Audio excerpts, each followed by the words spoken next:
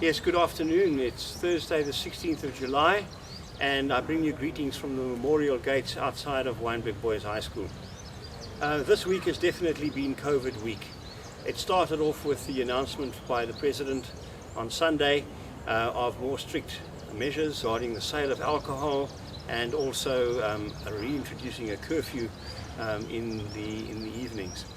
And definitely at Wynberg we have noticed that the occurrence of COVID is definitely on the increase. We're getting more and more families who are reporting either a family member or even a student at the school or a friend or some kind of acquaintance of theirs who has contacted COVID.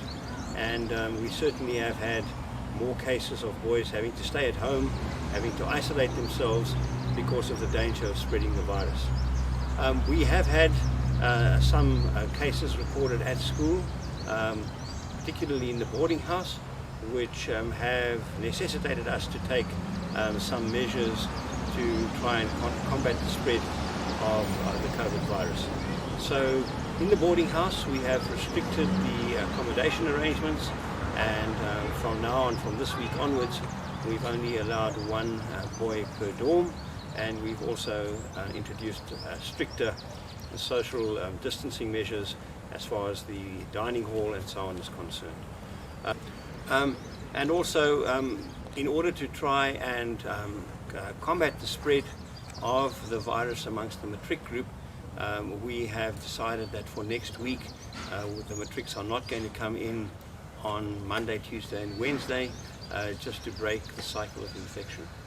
I was also forced to send a rather strongly worded letter to all our parents, because it's come to our attention that although we are trying our best to enforce social distancing measures here at school, over the weekends that certainly isn't happening amongst the boys.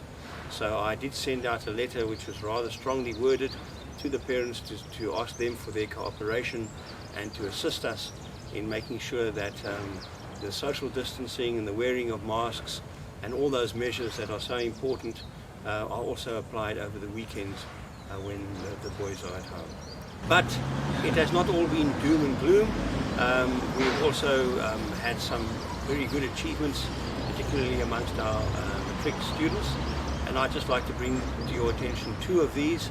First of all, I'd like to congratulate Joshua Johnson, who was appointed as a silver badge prefect when we returned to school, or when the matrics returned to school. And then also a couple of days ago I received the very good news that Reese Mulholland, our service prefect, has been awarded the Duke of Edinburgh Award, which is a highly prestigious service award. So well done to those two.